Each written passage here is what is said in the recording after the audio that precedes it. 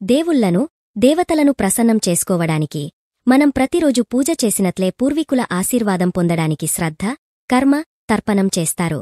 హిందూ మతంలో పూర్వీకులను దేవతలుగా భావిస్తారు.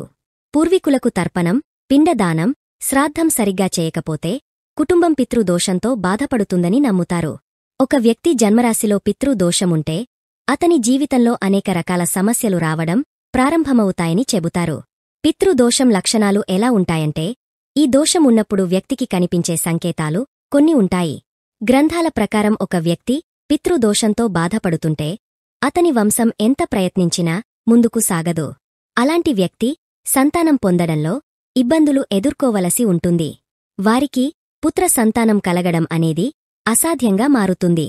ఇంట్లో రావి మొక్కను పెంచడం కూడా పితృదోషం లక్షణంగా పరిగణిస్తారు. ఇంటి ప్రాంగణంలో రావి మొక్కను పెంచడం సరికాదు. అది కూడా విరిగిన కుండలలో రావి మొక్క పెరగడం చెడు సంకేతంగా పరిగణించబడుతుంది.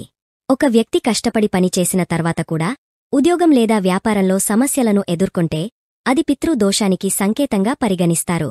పితృదోషముంటే జీవితంలో పురోగతి ఉండదు. పిల్లలు నిరంతరం అనారోగ్యానికి గురికావడం కూడా పితృదోషం యొక్క మరొక చిహ్నంగా భావిస్తారు.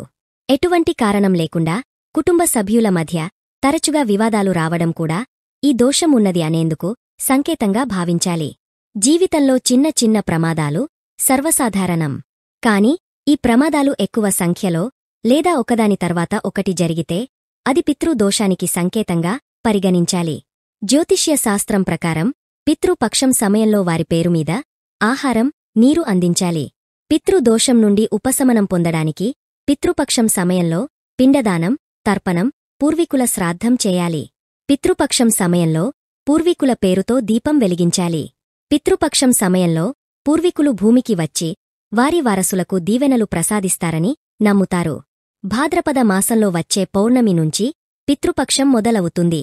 15 రోజులపాటు కేవలం పితృదేవతలను సంతోషపెట్టేందుకు అన్ని ప్రయత్నాలు చేయాలి. వారి ఆశీర్వాదాలు పొందటం కోసం వారి పేరుమీద అన్నదానం చేయడం చాలా ఉత్తమం.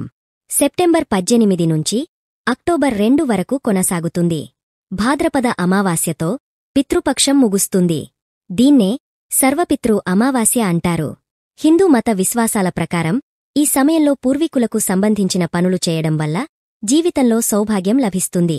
ఈ 15 రోజులు తర్పణం, శ్రాద్ధం, కర్మ చేయడం వల్ల పితృదేవతలకు సంతోషం కలుగుతుంది.